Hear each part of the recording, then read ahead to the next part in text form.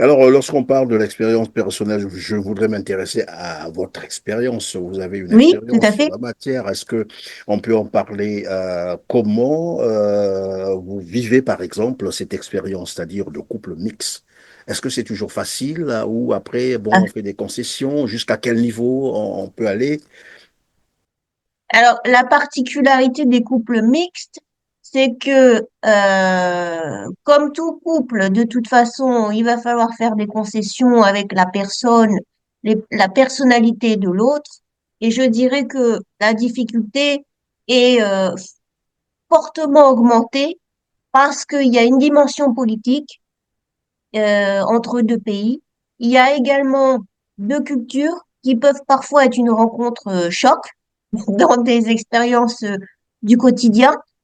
Moi, ce que j'ai appris avec le livre également, c'est qu'il y a toute une partie quand même assez dense des rituels de veuvage en Afrique, de la vie au village, de la conception familiale de la famille des Africains, qui va comment ramener aux limites de la culture occidentale. Et c'est là que se fait le choc, c'est-à-dire que est-ce que les deux personnes vont réussir à composer avec, réussir à vivre au quotidien avec, c'est-à-dire que pour un occidental ou une occidentale qui rencontre un Africain en France, on sait qu'on va rencontrer quelqu'un qui va avoir des dilemmes dans la tête parce que il y a également la famille qui a besoin de lui.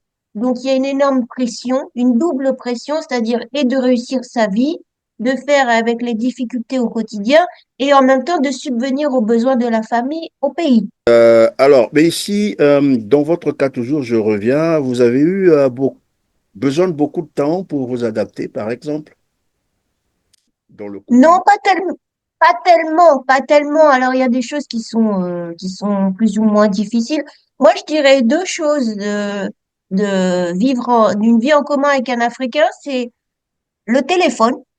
Ah Il bon? faut, il faut accepter d'être avec quelqu'un beaucoup au téléphone.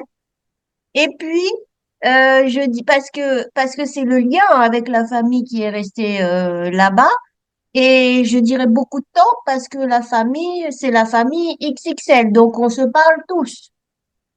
Et puis ensuite, mais ça c'est plutôt d'un point de vue humoristique. Et puis je dirais également la pression pour aider un maximum des siens au quotidien. Et donc c'est toujours un dilemme de trouver l'argent, trouver le temps pour réunir l'argent nécessaire, parce que ce sont des projets quand même assez sérieux qui ne sont pas relayés par les services publics sur le terrain, c'est-à-dire payer une éducation décente aux enfants, payer des soins médicaux à la famille. Donc ça, ce sont des drames qui, quand ils ne sont pas faisables, c'est un crève-cœur de savoir que une telle tante ou une telle grand-mère n'a pas pu recevoir les soins pour avoir une santé décente. Et aux Africains, bien évidemment, leur fait comprendre que la vie d'ici, c'est pas ce qu'on croit toujours. On ne devient pas riche tout de suite parce qu'on a quitté son continent. Surtout quand on est étudiant. On n'a pas de moyens. Donc, les sollicitations qui viennent de partout, c'est peut-être inapproprié. Oui, il y a ce message-là, évidemment. Il y a ce message-là. Mais pourtant, dans Ça, le même temps, Pierre Mokoko, il y a des jeunes Africains, bah, c'est vrai, hein, on peut dire que bah, ils fuient leur pays parce que d'abord en Afrique, c'est la vérité en plus, surtout l'Afrique noire, hein, il y a encore oui, des régimes. J'allais parler de dictature, de tyrannie. Ils tentent de oui, fuir leur pays pour voilà, aller trouver, parce qu'ils pensent que c'est la France ou l'Europe, c'est l'Eldorado. Et ils sont parfois amenés à prendre des grands risques, à traverser la Méditerranée, Méditerranée. imaginez. Oui. Mais c'est parce qu'ils se disent, bah, voilà, une fois que je serai de l'autre côté, tous mes problèmes seront résolus. Ce qui n'est pas vrai, Et dans évidemment. votre livre, ils apprennent finalement que Mais ce c'est n'est pas pas aussi du tout. évident que ça. C'est pas aussi évident que ça. Pas seulement du point de vue adaptation culturelle. Là, c'est quand même un grand chapitre, hein, parce que s'adapter aux us et coutumes de la France, que quand on vient d'Afrique, c'est pas pareil. Hein. C'est pas pareil du tout. Donc, et puis il y a autre chose, la réalité, la vie ici, contrairement à ce que le jeune Africain qui arrive croyait, c'est pas du tout ça. Pierre Boukoko. Ceux Oui, qui vous suivent, les jeunes Africains qui vous suivent, et bon, peut-être encore ceux qui sont sur place, hein, ils vont s'y mettre pour s'adapter, mais ceux qui sont encore en Afrique et qui nourrissent encore ces projets-là de se rendre en Europe, en Occident, pas seulement en France, peut-être aussi ailleurs, pourquoi pas, Allemagne, voilà, je cite comme ça, Belgique, bref, après, ils se disent, mais Pierre Moukoko qui nous dit, c'est pas toujours évident, c'est toujours pas facile en France. Lui-même, il est là-bas 40 ans. Alors pourquoi il n'est pas rentré et pourquoi il nous empêche, nous? Il veut nous empêcher, en fait, oui, d'arriver. oui. C'est une réflexion tout à fait légitime. Ce n'est pas aussi Il y évident a que des ça. Il y a exceptions. beaucoup de... Il y en a des gens qui ont réussi Exactement. tout de même. Mais on peut s'en sortir si on se bat. Si on se bat, on s'en sort toujours de toute façon. C'est celui qui ne se bat pas qui ne s'en sort pas.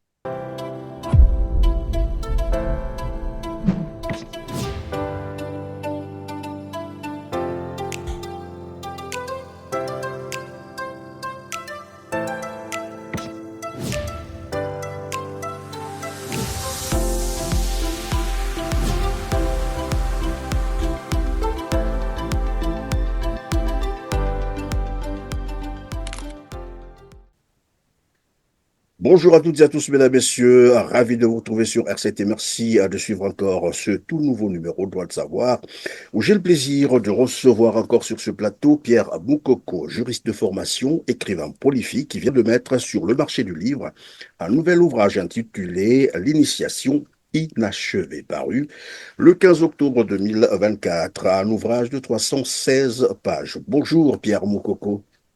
Bonjour, bonjour, bonjour. Merci de me recevoir une fois de plus. Un plaisir de vous avoir encore sur R7 et merci d'avoir accepté notre invitation, mais surtout merci aussi pour ce nouveau livre dont je viens de rappeler le titre, L'initiation inachevée. Un livre qui démarre au décès du père du personnage principal alors qu'il était déjà étudiant en faculté de droit à Paris.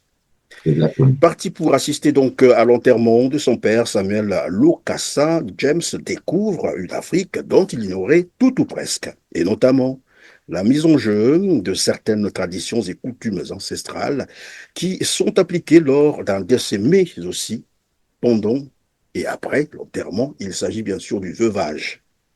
Quand j'ai dit ça, les Africains se retrouvent. James fait également la rencontre d'un personnage mythique, on n'en peut plus, raciste et xénophobe au nom de David Ekwaka. Alors, vous voyez que tout à l'heure, j'étais en train de sourire lorsque j'ai lu l'inscription faculté de droit à Paris et je rappelais aussi d'entrée de jeu, dans votre présentation bien sûr, que vous êtes juriste de formation. Puis-je comprendre par là que c'est un roman tout biographique ou simple coïncidence? Un peu des deux. Disons que c'est un peu autobiographique quand même, puisque le personnage principal et moi, on se retrouve, puisqu'il est juriste aussi, comme moi, évidemment. Mais en Une réalité, forme il de n'y a pas que combinaison ça. alors? Vous avez fait une combinaison, c'est ça? C'est possible, c'est possible. C'est au lecteur de voir éventuellement. Mais disons que c'est un livre qui va au-delà du personnage, qui est, je n'ose pas dire universel pour ne pas être pédant, mais qui aborde beaucoup de points qui pourraient intéresser beaucoup de gens, notamment les Africains, mais Mais pas alors seulement. pourquoi donc avoir utilisé un personnage fictif au lieu de la première personne, le jeu, par exemple, pour en faire Alors, il y a d'abord quelquefois, un il y a le jeu, roman bien évidemment. biographique? Ouais, quelquefois, il y a le jeu.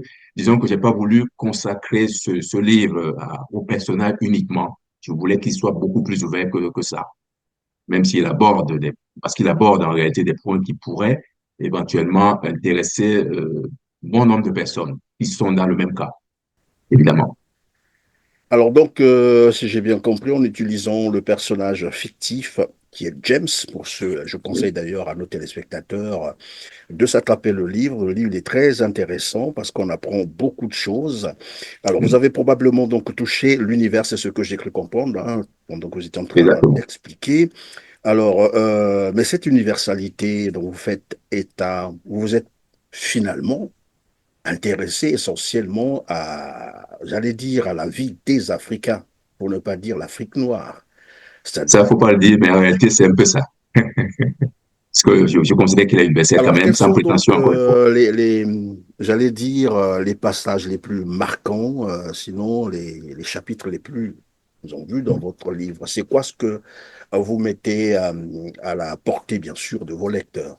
Quel est le Alors, message que vous avez voulu envoyer concrètement? alors, pour la petite histoire, ce livre, je voulais en réalité rendre hommage à mes parents, pour les remercier qui ne sont plus ce monde, bien évidemment. Et en réfléchissant, en travaillant le livre, je me suis rendu compte que ce seul point, cet hommage, ça ne suffira pas. Il fallait peut-être voir autre chose, aller au plus au-delà des remerciements que j'entendais adresser à l'endroit de mes parents. Et du même coup, je me suis rendu compte qu'il fallait peut-être aborder les difficultés que les enfants retrouvent après la transmission du témoin, le problème de l'éducation qu'ils reçoivent de leurs parents, en fait. Et point qui s'aggrave, enfin, qui grandit un peu plus lorsqu'on quitte ses parents pour aller vivre ailleurs. C'est le cas Alors, de on James, va justement. revenir tout à l'heure, notamment sur votre propre réalité. Et donc, si j'ai bien compris, en fait, ici, vous avez relaté les faits, rien que les faits, ou bien il y a aussi de la fiction? Oh, je pense que c'est romancé. Il y a des parties qui sont romancées. C'est un peu, je ne sais pas dire obligatoire, mais il fallait romancer certaines parties, certaines parties. Alors, Mais il y a parlons un peu beaucoup de faits incontestables de aussi. votre propre expérience, puisque vous avez dit que c'est une partie d'autobiographie, hein, c'est ce que vous avez dit Un peu, tout à ouais. l'heure. Alors, si on prenait donc ce côté-là, votre propre expérience, dans ce livre, évidemment, on peint un peu la réalité de ces Africains qui immigrent vers l'Europe, pour ne pas dire la France, et qui parfois rencontrent des difficultés pour s'adapter, pour s'intégrer. Mais on va commencer par vous. Vous êtes en France depuis fort longtemps, une quarantaine d'années, c'est bien Depuis ça? 40 ans, depuis 40 ans. Depuis le lycée, en fait. Combien de temps cela vous a pris pour Oh, ça m'a intégrer? pris beaucoup de temps quand même parce que, arrivé en France, j'ai eu beaucoup de chance, ça, il faut le dire. J'étais dans un collège catholique, un lycée catholique, donc, et j'ai eu la chance ou la malchance, je ne sais pas quoi dire, mais j'étais le seul Africain de couleur noire dans tout le lycée, dans tout le lycée. Comme mon personnage James, la présidence, hein, j'étais le seul et c'était pas du tout facile pour moi parce que il y avait des moments très difficiles. Où je pensais à mes parents, évidemment. Je me demandais où suis-je finalement. Mais j'ai eu beaucoup de chance quand même parce que mes camarades de lycée m'ont beaucoup paulé. Ils m'invitaient à tour de rôle chez eux. C'était ma famille, quoi, ma nouvelle famille. Je souffrais beaucoup pendant les vacances parce que je savais où aller. En réalité, eux étaient partis en vacances. Donc, voilà, c'est pas, bon, voilà, donc En c'est un fait, peu cette si j'ai histoire-là. bien compris, vous voulez ici un peu mettre en exergue cette vie rêvée par les Africains qui n'est qu'un mirage en fait. La vie idéale, une vie réussie en Europe, probablement qu'on ne peut pas trouver en Afrique. Il faut aller en Europe pour voilà, vivre sa vie idéale, mais qui n'est qu'un leurre, c'est ça. Oui, c'est vrai que, de toute façon, un Africain est un Africain, un Français est un Français. Dans ce livre, évidemment, James, Africain, vient en France et il se rend compte que c'est pas pareil. Les Européens fonctionnent à leur manière, ils ont leurs us et coutumes qui peuvent coïncider, mais en réalité, pas du tout. La plupart du temps, c'est autre chose. En sorte, il tombe dans le piège de l'effet télé, s'il faut dire, appeler ça comme ça. Oui, C'est-à-dire, on peut le dire. la télé vous présente une vie idéale. Voilà, lorsque vous êtes aux États-Unis, en France, à Mm, Londres, voilà, mm, c'est vraiment l'idéal. Mais mm. curieusement, dans la réalité, quand vous arrivez, en fait, vous découvrez des choses, mais qui Exactement, vous étaient encore exactement. cachées. Oui, Alors, oui, ici, c'est vous ça. parlez de le personnage principal, c'est James. Et vous avez dit d'ailleurs, il découvre l'Afrique alors qu'il était déjà étudiant en faculté de droit à Paris.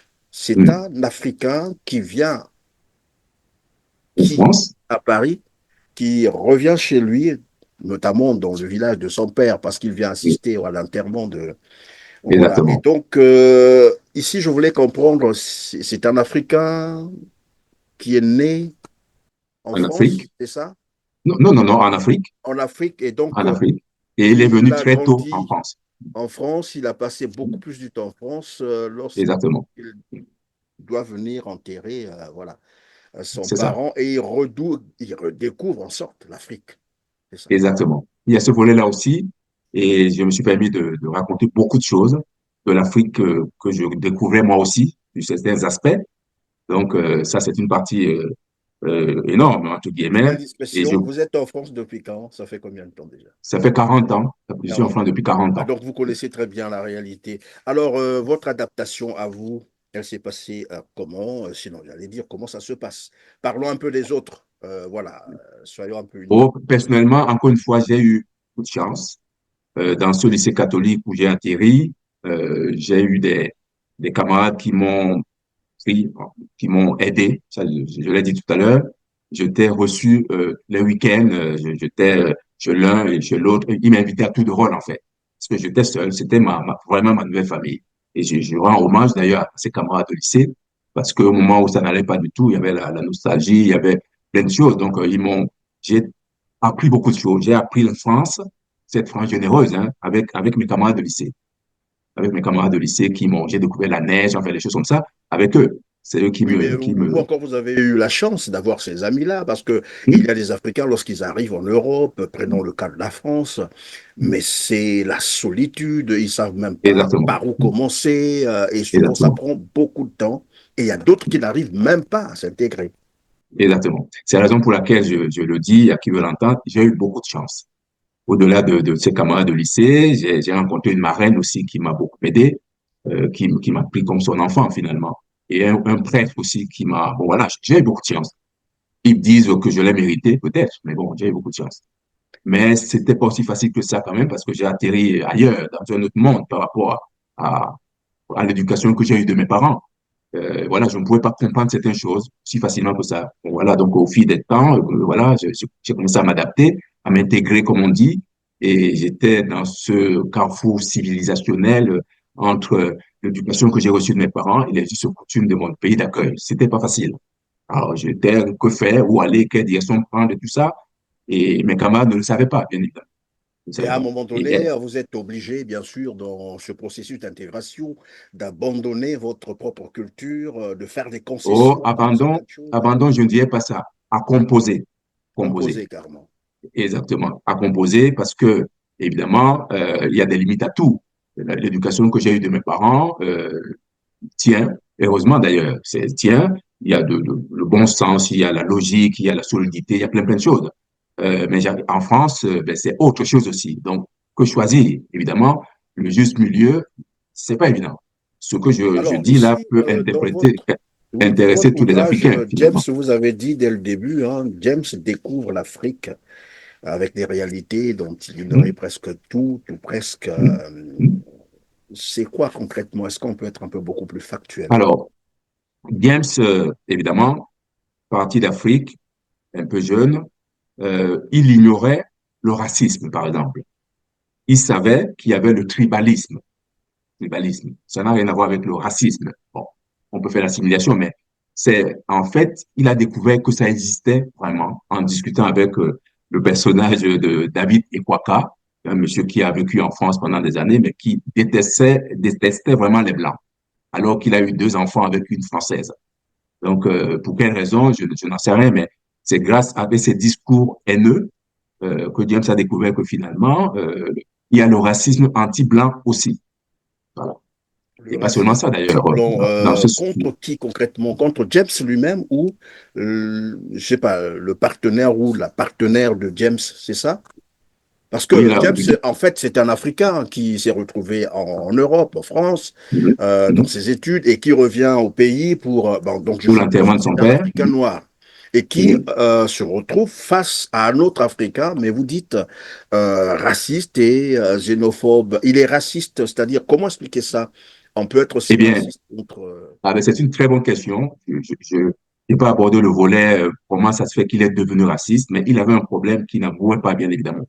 Pourquoi détestait-il autant la France et les Françaises, alors qu'il a eu deux enfants avec une Française quand même? Là, je n'ai pas abordé ce sujet-là, ça ne fait pas partie du bouquin, mais il y a lieu de s'interroger. En réalité, je voulais juste démontrer que le racisme existe, pas seulement ici, les Blancs vis-à-vis des Noirs, ça existe aussi des Noirs vis-à-vis des Blancs. Ça, c'est ce que je voulais relever, même sur ce point, sur cette partie-là, Oui, mais à ce notamment en niveau, utilisant le mais bon, à personnage ce de niveau, il y David a Ekwaka. matière à réflexion tout de même, c'est-à-dire, Hmm? sur ressenti d'abord les Africains qui, bon, pour avoir vécu longtemps en Europe ou en France, rentrent chez eux, mais développent finalement un sentiment, j'allais dire, bon, que vous traduisez vous ici par racisme, comme ça peut être aussi un sentiment où les politiques appellent ça souvent sentiment anti-français, pourquoi pas, Mhm. en Mhm. lié là. Mais qu'est-ce qu'est-ce qui est à l'origine, j'allais dire, de ce ressenti, de ce sentiment qu'il développe après? C'est quoi concrètement? Donc, il était opposé à ce que un Africain se lie avec une Européenne, une Occidentale. Pour lui, c'était un pas à ne pas franchir, alors que lui-même l'avait franchi. Bon, bon, ça c'est ce qu'on dit souvent. Va là-bas, mon fils, mais attention, n'épouse pas une occidentale, une blanche, etc., etc. Parce que leur conception de vie, de la famille, c'est pas du tout élargi comme la nôtre, ils risquent de nous oublier, Vous ne etc., partagez etc. pas ce point de vue? Écoutez, je ne sais pas ce que je peux dire, mais c'est pas évident. C'est pas la même conception de la famille, ça c'est vrai. Mais vivant moi-même le mix avec des enfants métis, il y a des difficultés, mais c'est un peu exagéré quand même. C'est un peu exagéré. Oui, mais parce que moi Alors, j'imagine un peu ce personnage qui a vécu en France, qui rentre chez lui et qui développe, comme vous le dites ici, donc c'est bien David hein, et Kwaka, qui hum, dit il est raciste, il est xénophobe, parce que certainement quelque chose n'a pas marché dans son couple. On ne sait exactement, jamais. exactement. Et c'est là que je voudrais qu'on s'intéresse un peu à cette réalité. Et souvent dans les couples, Hum, il y a ça, hein, comme qui il y dirait, a ça, il y a ça. souvent il y a un choc de culture. Chacun est né Hum, quelque part, a grandi avec voilà une éducation donnée. J'imagine un hum, Africain qui a grandi chez lui au Congo, au Cameroun ou au Gabon. hum, Et bon voilà, hum, 18 ans ou voilà 25 ans, il se retrouve en France. Après, il faut composer, donc faire un couple avec une Française qui, elle également, a eu une autre éducation. Et hum. les deux doivent, à un moment donné, vivre ensemble. Mais pour vivre ensemble, il faut bien des concessions. Oui. Est-ce que... Alors, Oui, James lui-même, par la suite, a épousé une Française, une Strasbourgeoise, avec qui il a eu deux enfants. Et oui. il s'est trouvé que les parents de sa femme, se prénomme Colette, n'ont jamais accepté James parce qu'il est noir, parce qu'il n'a pas les yeux bleus. Et ils ont coupé les ponts. Malgré la démarche constructive, positive de Colette, ses parents ne l'ont plus jamais, elle n'a plus jamais revu ses parents et qui ont déshérité leur fille, évidemment. Ah, donc c'est Donc, l'histoire finalement de David et Kwaka. Voilà pourquoi il devient un peu, voilà. Ben, il s'est radicalisé, s'il faut le dire comme ça. oui, oui, oui. Qu'est-ce qui s'est passé? J'avoue que je n'ai pas abordé ce sujet-là, mais il avait une haine contre les Françaises notamment. C'est une, bon, pourquoi? C'est une bonne question. Père d'un des deux enfants métis, quand même, lui aussi, il avait une haine. C'était un raciste, quoi. Donc, qui, euh, qui, euh, qui était très, très dur vis-à-vis de Bon, l'Occident. on peut supposer qu'on lui a empêché de vivre sa vie Peut-être, comme il peut-être, oui. l'entendait, mais il y a d'autres éléments aussi qui peuvent entrer en compte. C'est que lorsqu'on compose un couple comme celui-là, après, bon, nous savons, hein, il y a une différence tout de même, là, j'imagine. Quand on dit famille en France, c'est le noyau, comme qui dirait, nucléaire de la famille, c'est-à-dire monsieur, madame, si vous avez des enfants, les enfants, ça s'arrête là. Mais en Afrique, lorsqu'on dit famille, famille, ça veut dire presque tout le village, c'est-à-dire même Exactement. ceux qui ne sont pas nés dans le cercle de votre famille deviennent des familles, le fait de vivre ensemble dans un même milieu. Donc on imagine un peu en Afrique, la Oui, famille, bien sûr, bien sûr. c'est 30, 40, 50, c'est 100 membres, voilà, 1000 membres, famille. Mm. Et il va arriver un moment où, parce que l'Afrique, bon, ce n'est pas tant la misère, mais c'est une réalité qu'on peut ici rappeler, c'est qu'à un moment donné, lorsqu'on va en Europe, en Afrique, on a l'impression que dès lors que vous traversez la Méditerranée ou que vous allez vers l'autre continent, c'est la réussite totale. C'est là Et que aussi. tout le Avec monde des sollicitations qui arrivent ben voilà, c'est même constamment. une consécration, c'est que tout le monde Mm. attend de vous quelque Mm. chose. J'ai mon yaya, comme on dit chez nous, qui vit de l'autre Mm. côté, et donc voilà, il faut que Mm. ben, quelque chose soit fait. Et donc, Mm. voilà un Africain qui arrive en France, comme vous, Mhm. Et le temps d'adaptation, il faut peut-être 1 an, 2 ans, 3 ans, 4 ans. Et dans le même temps, la famille là-bas, mais depuis que vous êtes parti, là, il faut un petit geste. Et quand vous commencez à Mhm. faire ce petit geste, ce n'est toujours pas bien vu par madame. Parce que madame a Mhm. aussi notre culture. À une conception L'argent de des la vies. famille, c'est Exactement. l'argent de la famille. Donc, on peut pas. Exactement. Exactement. Donc, il faut composer, trouver le juste milieu.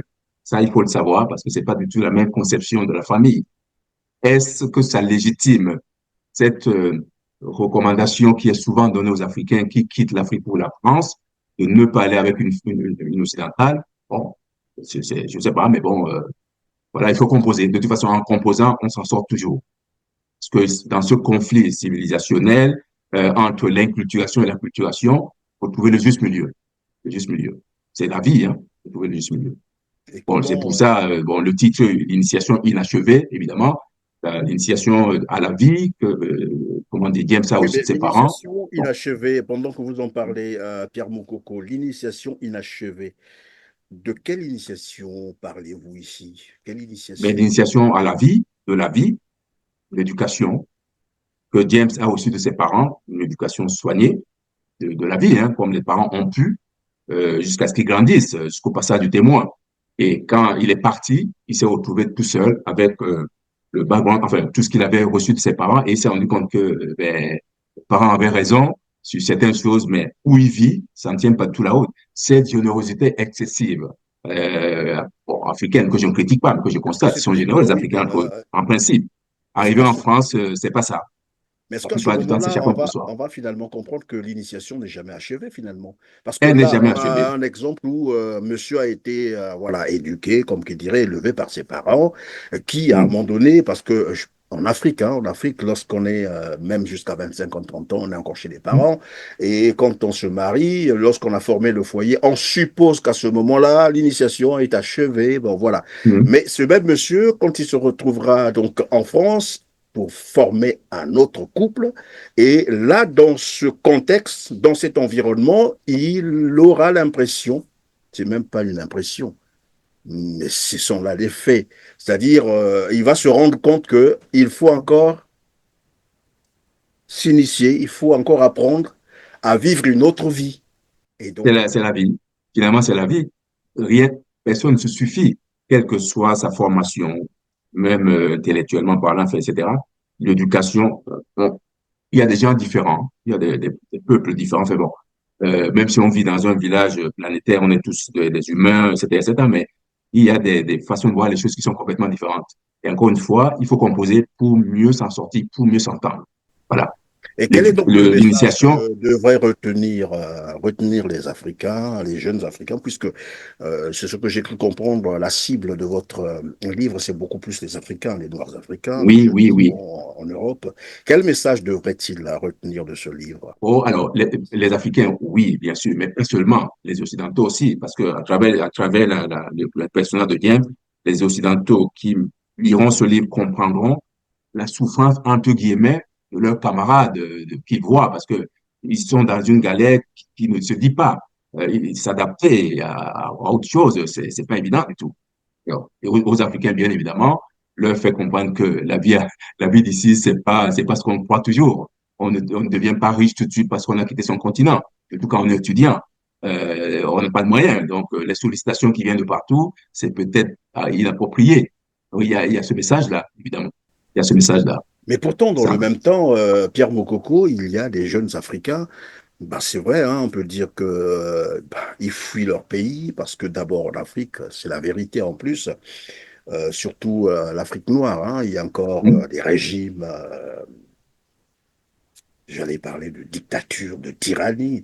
Ils tentent de hmm, fuir leur pays pour voilà, aller trouver, parce qu'ils pensent que c'est la France ou l'Europe, c'est l'Eldorado. Et ils sont parfois amenés à prendre des grands risques, à traverser la Méditerranée, Méditerranée. imaginez. Hmm. Mais c'est parce qu'ils se disent, bah, voilà, une fois que je serai de l'autre côté, tous mes problèmes seront Hmm. résolus. Ce qui n'est pas vrai, Et dans évidemment. votre livre, ils apprennent finalement que Mais ce c'est n'est pas pas aussi évident. évident que ça. C'est pas aussi évident que ça. Pas seulement du point de vue adaptation culturelle. Là, c'est quand même un grand chapitre, hein, parce que s'adapter aux us et coutumes de la France, que quand on vient d'Afrique, c'est pas pareil. Hein. C'est pas pareil du tout. Donc, Et puis, il y a autre chose, la réalité, la vie ici, contrairement à ce que le jeune Africain qui arrive croyait, c'est pas du tout ça. Je n'ose pas dire que c'est trop dur. C'est pas aussi évident que ça, pour faire simple. C'est pas aussi évident que Mais ça. Pierre Bokoko, ceux Oui, qui vous suivent, les jeunes Africains qui vous suivent, et bon, peut-être encore ceux qui sont sur place, hein, ils vont s'y mettre pour s'adapter, mais ceux qui sont encore en Afrique et qui nourrissent encore ces projets-là de se rendre en Europe, en Occident, pas seulement en France, peut-être aussi ailleurs, pourquoi pas, Allemagne, voilà, je cite comme ça, Belgique, bref. Après, ils se disent, mais Pierre Moukoko qui nous dit, c'est pas toujours évident, c'est toujours pas facile en France. Lui-même, il est là-bas 40 ans.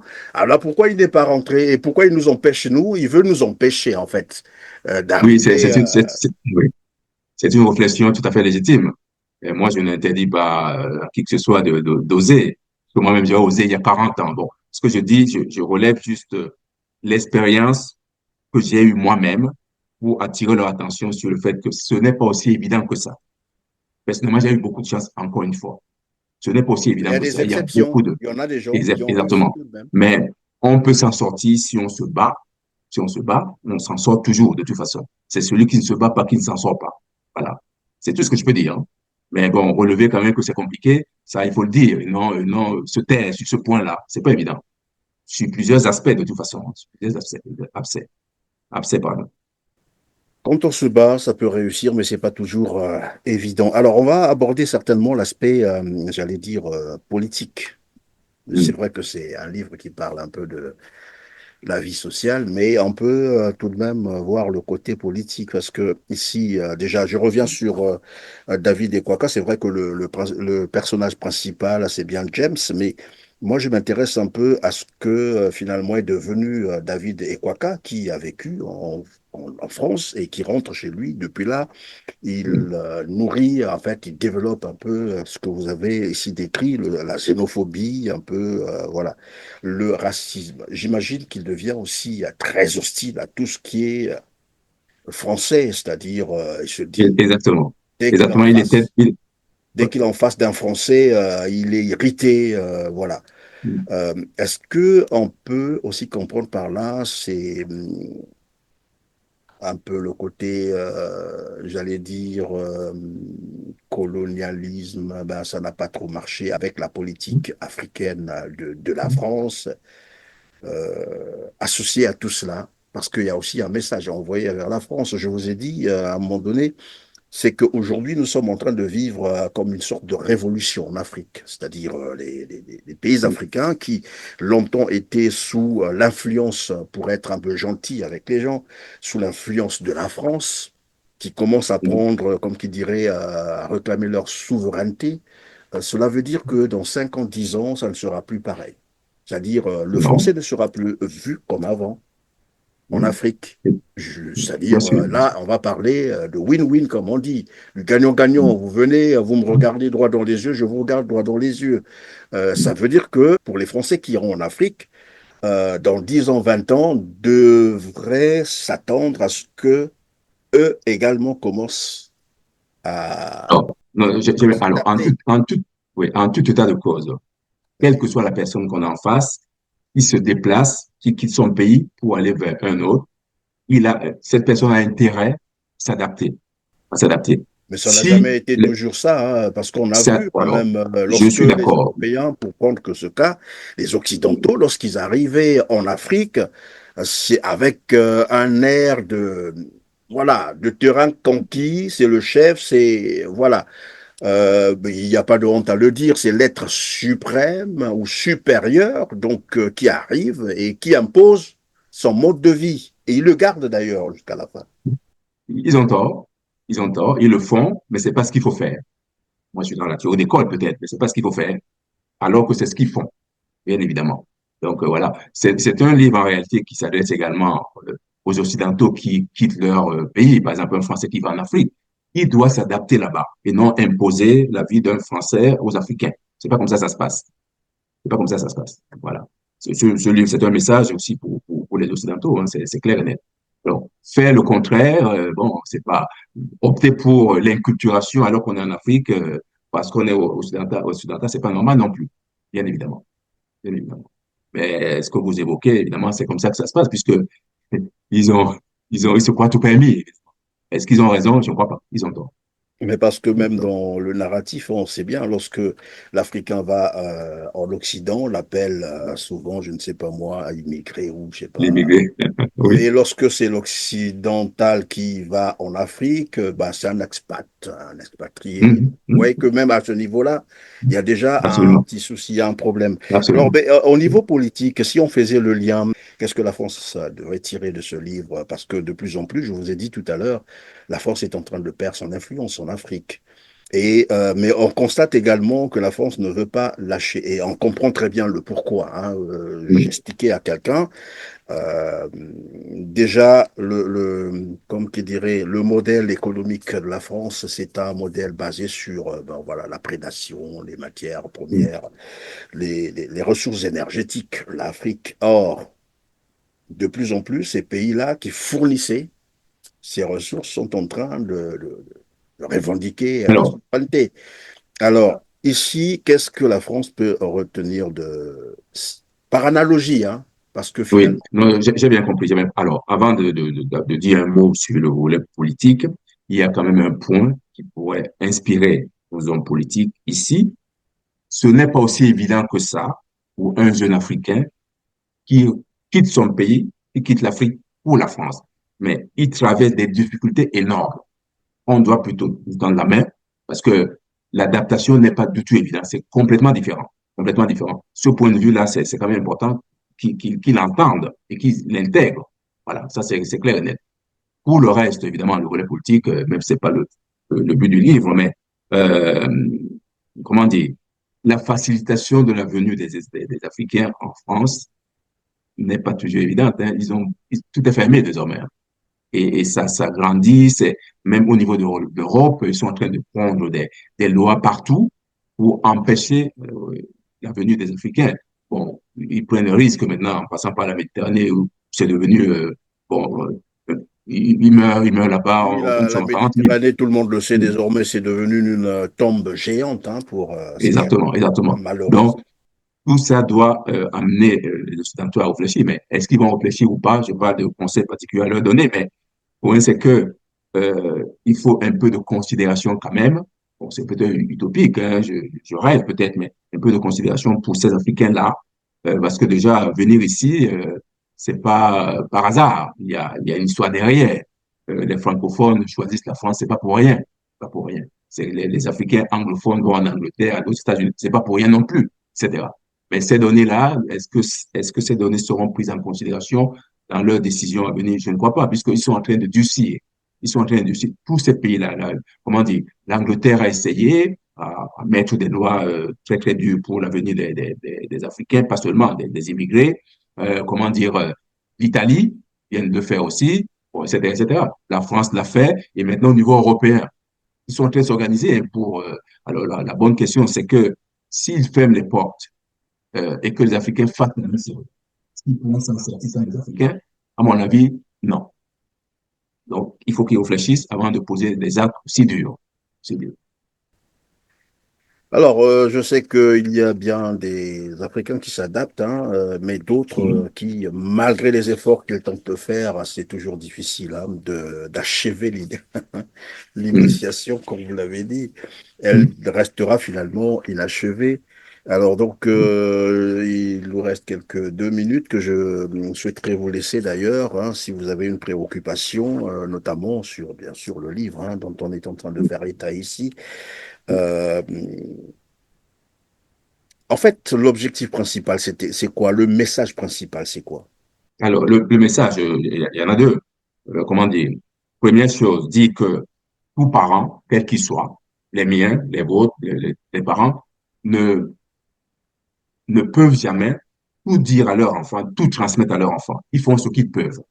Ils font ce qu'ils peuvent. Et après, l'enfant grandit et découvre la vie lui-même et il complète ou il fait le tri des messages qu'il a reçus de ses parents. Ça, c'était le message principal. L'initiation est toujours inachevée. Inachevée, c'est pas possible que les parents transmettent tout. C'est impossible. Ils ont transmis ce qu'ils ont reçu eux-mêmes. Ils ont fait ce qu'ils ont pu. Et quand l'enfant grandit, rentre dans la vie, il découvre des choses que les parents ne lui ont jamais dites. Hein. Il grandit par lui-même. Ça, c'est la première chose que je voulais faire passer comme message. Bon, au-delà du côté générosité, entre guillemets, land de l'Afrique, etc., c'était pour que les lecteurs occidentaux, sans prétention, puissent prendre un peu de l'Afrique aussi. Parce qu'il y a une partie de la vie africaine, etc., etc., l'élevage, les décès, toutes ces cérémonies-là. Bon, c'était pour qu'ils sachent comment ça se passe là-bas, bien évidemment. Et puis d'un autre côté, je voulais faire comprendre à nos amis français que c'est pas aussi évident que ça. Quand ils voient un jeune Africain au lycée ou dans la rue, il est quelquefois en galère psychologique. C'est pas du tout évident. Donc, un peu de générosité, un peu de, bon, voilà, de compréhension. Voilà. Il y a toutes ces raisons parce que Ou le sinon cas du de bon James, sens, simplement, comme aimait à le oui, dire Jacques exactement. Chirac. Pas besoin Oui, de générosité, mais le bon sens. On voudrait exactement. qu'on ne fasse pas un Et- certain nombre de choses. Alors, donc, si je vous ai bien compris, vous interpellez ici, disons, les parents à éduquer les enfants, non pas à les ressembler comme ce qu'ils font, mais plutôt à pouvoir, il faut former, éduquer les enfants à pouvoir s'adapter à toutes les situations Exactement. dans Exactement. leur vie. C'est Et bien c'est pas évident. évident. C'est pas évident. Est-ce qu'ils peuvent y arriver? Je ne crois pas. Sincèrement, je ne crois pas. Ils font ce qu'ils peuvent. Et après, l'enfant grandit, il se fait lui-même par la vie, les fréquentations, les livres qu'il lit, le cinéma. Enfin bon, il grandit et il fait le tri. Il choisit. Mon père ou ma mère m'ont dit ceci. Finalement, mon père et ma mère n'ont pas eu raison. C'est pas du tout adapté à la vie d'ici, etc. Bon, là, et il prend autre chose. Il compose. Il compose. Mais la meilleure des solutions, c'est d'avancer et de composer avec la différence pour garantir son bien-être, en fait. Parce que, je l'ai dit tout à l'heure, dans ce conflit civilisationnel au carrefour et tout ça, entre deux civilisations, etc., il faut choisir à un moment. Parce que ne pas choisir, c'est entretenir un mal-être, en fait. Ça n'a pas été facile pour James, effectivement, même s'il a eu beaucoup de chance, ça n'a pas été facile. Il fallait à un moment qu'il choisisse. Il a fait sa mue est-ce que bon, le lecteur verra quel mue, qu'est-ce qu'il a fait par la suite, mais il a fait sa mue quand même, ce qui a surpris ses enfants et même sa femme Colette. Merci beaucoup, Pierre C'est Moukoko. moi. Alors, où est-ce qu'on peut trouver ce livre? Alors, ce livre, Amazon, évidemment, Amazon, il peut être commandé partout, partout, dans toutes les librairies, puis dans des sites dédiés sur Internet. Il suffit de taper le titre. Évidemment, il y a plusieurs euh, maisons qui le vendent. Il est partout. Et On y je trouve aussi, remercie, dans le livre, bien sûr, on y trouve quelques astuces, hein, comment s'adapter, par exemple, comment faire pour vite s'adapter à la culture, oh, j'allais dire, française ou bah, à la réalité française, pourquoi pas. moi, si j'ai un conseil, entre guillemets, à donner, c'est que lorsqu'on arrive quelque part, on a quitté son pays, il faut comprendre les us et coutumes du pays où on arrive et puis composer avec ces différences-là pour garantir son bien-être. Parce que s'entêter à rester soi-même, ce n'est pas possible. C'est pas possible. Voilà.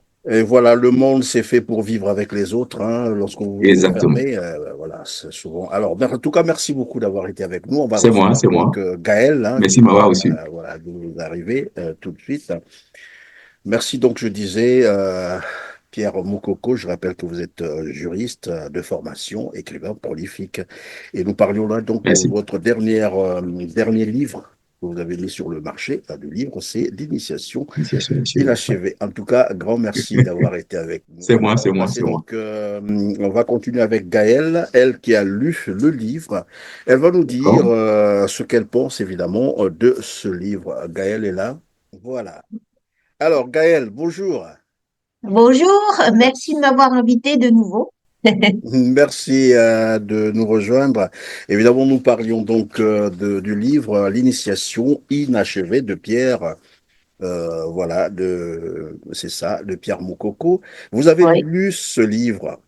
Évidemment, on parle ici, en résumé, en deux mots, hein, un peu de l'acculturation, voilà, un peu de Oui, l'adaptation aussi, pourquoi pas oui, l'intégration. Ces couples mixtes, souvent, qui ont des soucis à tout à composer fait. ensemble. Alors, d'abord, vos premières impressions après avoir lu ce livre. Alors, moi, je parle toujours de mon point de vue hein, occidental, vert au maximum. C'est que déjà, pour un premier roman, je trouve que c'est un travail remarquable. C'est de pouvoir partir de soi pour arriver et parler à la part de commun qu'il y a en chacun de nous.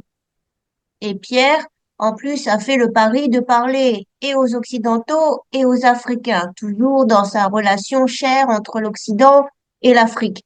Et je dirais que ce roman donc n'est pas autobiographique, c'est-à-dire qu'il n'est pas une autobiographie en tant que telle.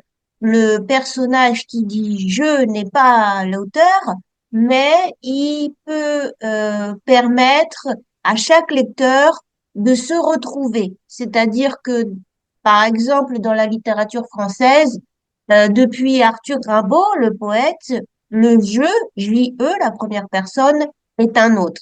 Et c'est que en littérature, ce qui est très intéressant, c'est que chaque lecteur va pouvoir se projeter par rapport à l'expérience commune et également faire l'articulation avec son expérience personnelle.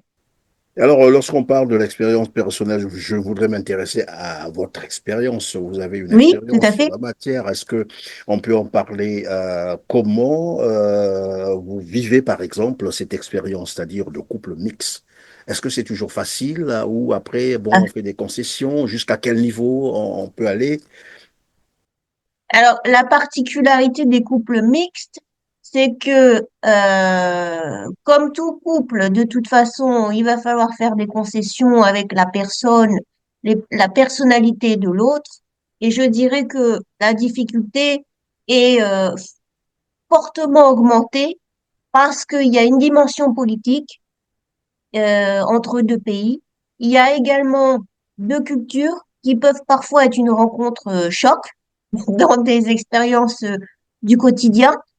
Moi, ce que j'ai appris avec le livre également, c'est qu'il y a toute une partie quand même assez dense des rituels de veuvage en Afrique, de la vie au village, de la conception familiale de la famille des Africains, qui va comment ramener aux limites de la culture occidentale. Et c'est là que se fait le choc, c'est-à-dire que est-ce que les deux personnes vont réussir à composer avec, réussir à vivre au quotidien avec, c'est-à-dire que pour un occidental ou une occidentale qui rencontre un Africain en France, on sait qu'on va rencontrer quelqu'un qui va avoir des dilemmes dans la tête parce que il y a également la famille qui a besoin de lui.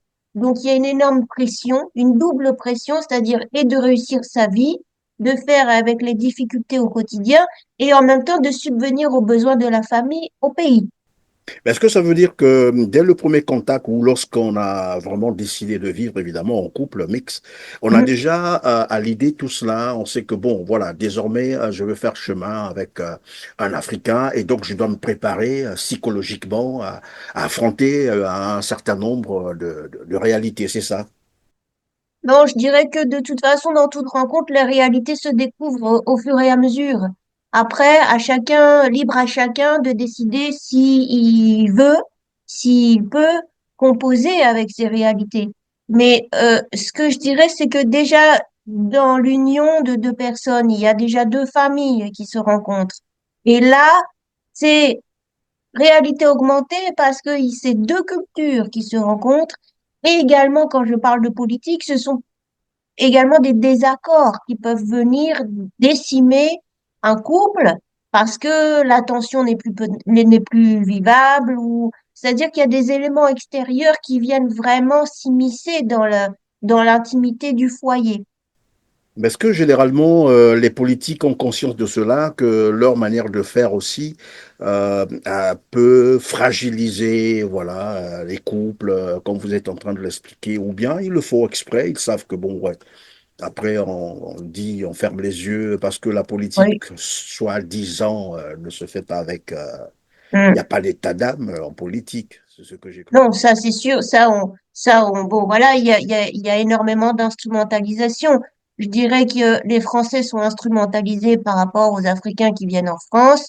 On veut absolument leur faire croire qu'une histoire de France se fait sans les Africains, alors qu'il y a une histoire commune de plus de 400 ans, que ces personnes sont montrées du doigt quand elles arrivent sur le sol, comme quoi ce sont des personnes qui vont déstabiliser l'économie, alors que ce sont des personnes qui contribuent. Donc, il y a du rejet entretenu des deux côtés pour servir, c'est-à-dire les politiques ont toujours utilisé la méthode de diviser pour mieux régner.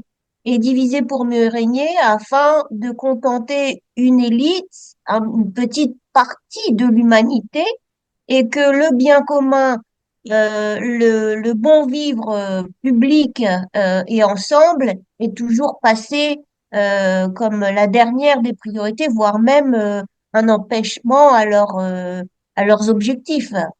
En sorte, vous êtes en train de dire la politique, bah, enfin, c'est le constat, hein, tout le monde peut le Hmm, constater.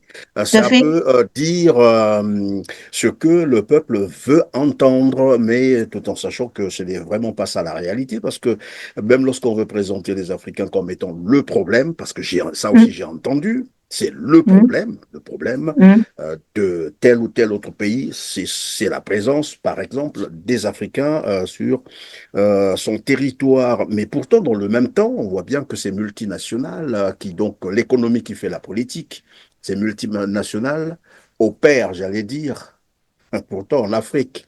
Donc parfois responsables même des maux qui font fuir ces jeunes Africains hmm. vers l'Occident.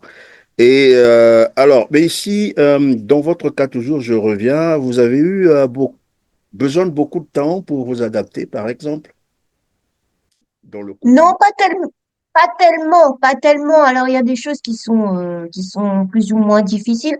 Moi, je dirais deux choses d'une vie en commun avec un Africain, c'est le téléphone. Ah Il bon? faut, il faut accepter d'être avec quelqu'un beaucoup au téléphone. Et puis, je dis parce que c'est le lien avec la famille qui est resté là-bas. Et je dirais beaucoup de temps parce que la famille, c'est la famille XXL, donc on se parle tous. Et puis ensuite, mais ça c'est plutôt d'un point de vue humoristique. Et puis je dirais également la pression pour aider un maximum des siens au quotidien. Et donc c'est toujours un dilemme de trouver l'argent, trouver le temps pour réunir l'argent nécessaire, parce que ce sont des projets quand même assez sérieux qui ne sont pas relayés par les services publics sur le terrain, c'est-à-dire payer une éducation décente aux enfants, payer des soins médicaux à la famille. Donc ça, ce sont des drames qui, quand ils ne sont pas faisables, c'est un crève-cœur de savoir que une telle tante ou une telle grand-mère n'a pas pu recevoir les soins pour avoir une santé décente. Et vous êtes arrivé d'assister parfois aussi à certaines cérémonies, par exemple, de funérailles, j'allais dire, en Afrique. Vous êtes déjà arrivé Non, là? malheureusement D'accord. non. Malheureusement non. Alors c'est pour ça que j'ai beaucoup aimé la partie euh, qui décrit l'Afrique dans le roman, c'est que on apprend que effectivement c'est tout le village qui vient s'occuper d'un veuvage, que la personne reste enfermée pour réfléchir sur son. Il y a cette dimension est individuelle et cette dimension est solidaire où chacun vient dans cette épreuve apporter sa présence, apporter comment dans le rituel quelque chose d'une étape presque mentale de traverser cette épreuve pour mieux continuer la vie. Et je dirais qu'il y a également quelque chose qui est très étonnant dans la société africaine, c'est le respect pour les ancêtres, c'est-à-dire ce dialogue avec les ancêtres partis dans l'au-delà, qui sont encore présents, qui présentent encore une influence. Il y a cette dimension également de la sagesse des anciens qui permet de traverser ces étapes de la vie. Et je dirais que comment le titre Initiation inachevée, fait touche un peu à à ce relais qui se fait de génération en génération pour dire inachevé parce que presque toute l'histoire, on traverse toute l'histoire de l'humanité. C'est quelque chose qui se perpétue, qui ne se finit jamais, en fait. Alors, lorsqu'on fait le lien avec l'actualité, parlons bien sûr de l'initiation inachevée. Quel parallèle peut-on faire avec l'actualité maintenant, là où on parle de plus en plus de l'immigration? Vous, qu'est-ce que ça vous dit?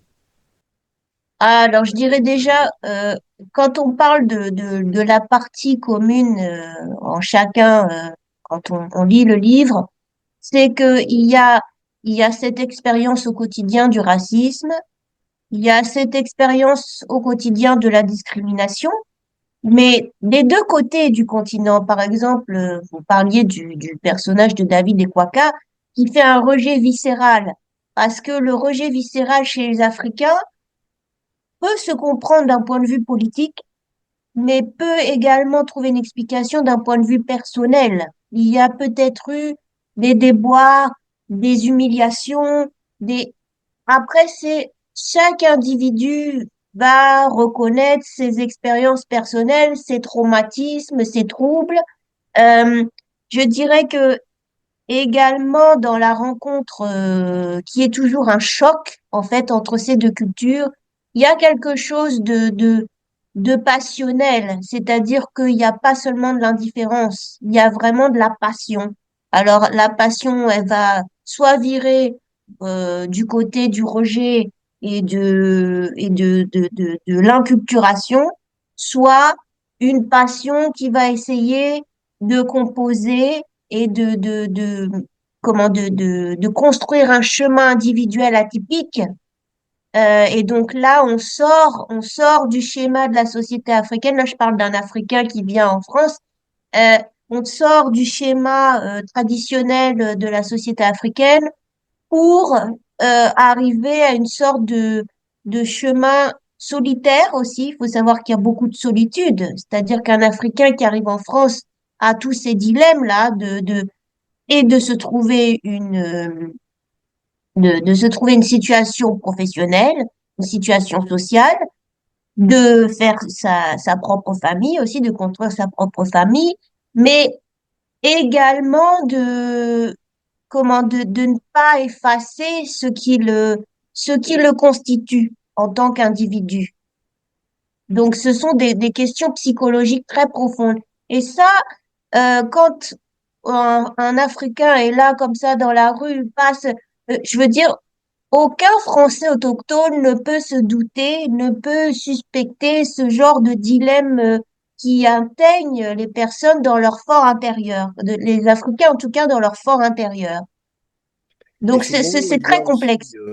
beaucoup plus d'a priori, et j'apprenais d'ailleurs, quelqu'un me disait, c'est très difficile pour un Africain, surtout lorsqu'il tombe, il rencontre par exemple quelqu'un qui est d'une famille de la droite, vous comprenez ce que je veux dire. Tout à fait. Généralement, ça ne passe pas trop bien et c'est très difficile, mais puisque sur le front, il n'est jamais marqué que bon, un Mm, tel ou tel autre a beaucoup mm. plus voilà, de penchant vers la droite ou la gauche ou le centre. Mais avec les familles de droite, c'est souvent très difficile. Il y a trop d'a priori. Et quand c'est comme ça, comment faire alors pour surmonter ces difficultés? Proposé. Euh, alors je dirais qu'après, au sein des familles, à chaque individu d'y mettre des limites ou même des règles communes. Par exemple, celle de ne pas parler de politique à table. Je pense que ça mettrait déjà tout le monde d'accord. Ça permettrait au moins de passer un moment tranquille. Mais c'est très, très compliqué d'avoir affaire à une pensée très conservatrice qui veut absolument garder des valeurs devenues, alors qu'ils sont peut-être de très, très bonnes valeurs, hein. Je veux dire, nous, l'héritage des Lumières en France, ce sont quand même, ça a donné au texte des droits de l'homme. C'est une utopie que normalement la France devrait continuer à adapter au monde d'aujourd'hui. Et je dis pas que dans les idées, mais aussi en pratique. Et c'est très, très compliqué. et je dirais même des deux côtés. Par exemple, reprenons le cas de James et Colette. Colette elle-même, dans l'histoire, finalement, est en rupture avec sa famille puisque sa famille est d'extrême droite. Et donc, au bout d'un moment, c'est très humain de se dire, bon, ben, ça devient invivable. Ils lui en veulent beaucoup et c'est eux qui sont en rupture avec elle parce que pour eux, dans leur conception, c'est impensable que leur fille soit en couple avec un Africain. Merci Gaël, je vais vous laisser donc la minute qui nous reste pour Oui, un mot de la j'aimerais, fin. oui, j'aimerais un peu pour mettre l'eau à la bouche aux lecteurs et aux téléspectateurs. Je voudrais également lire un petit extrait donc Je des vous en prie, commentaires que oui. j'ai écrits à la fin du roman. Mhm. Voilà. Alors, l'itinéraire de James, Africain résidant en France, est largement inspiré de la réalité de la vie de tous les Africains partis s'installer dans un autre pays et devant faire preuve de persévérance afin de pouvoir mener une vie décente avec une famille et une carrière professionnelle. Quitter son pays d'origine pour un nouveau monde ne présente pas un parcours type, mais des cheminements individuels originaux, quels que soient les choix, les opinions, convictions et croyances de chaque individu. Les situations et les personnages rencontrés en chemin aident James à prendre des décisions, à commettre des erreurs, à en tirer des leçons et finalement réussir aussi grâce à la volonté qui l'anime. L'Africain n'est plus le migrant, l'immigré, mais une personne dont la vie est complexe, car il doit composer avec ses racines différentes de la culture de pays dans lequel il vit. Tout ceci peut paraître vite résumé, et pourtant, comment jongler avec les désaccords, les jalousies et haines dues à une politique dégradante, et comment recevoir de l'aide sans s'enfermer dans sa propre fierté. Voilà. Merci Gaël d'avoir été avec Merci à nous, vous. mais surtout d'avoir, enfin, de nous avoir visité sur notre plateau, notre chaîne R7. Grand merci. Nous reviendrons pour d'autres occasions, bien sûr. Probablement qu'il y a un autre livre déjà en chantier, c'est ce que j'ai cru Très comprendre. certainement. Et en tout cas, merci donc d'avoir été disponible. Merci beaucoup. Je Merci vous en beaucoup. prie. Mesdames, Messieurs, nous sommes à la fin de cette émission. Merci de nous avoir fait confiance, de nous avoir suivis. Comme d'habitude, je vais juste simplement vous prier de cliquer sur le petit pouce en l'air juste en bas de la vidéo. Partagez massivement cette émission et dites-nous en commentaire ce que vous pensez de ce livre que je vous conseille d'ailleurs de vous procurer. C'est un livre très intéressant et il pourra beaucoup, beaucoup vous aider. L'initiation inachevée de Pierre Mokoko. Quand j'ai dit ça, merci, c'est la fin et à très bientôt.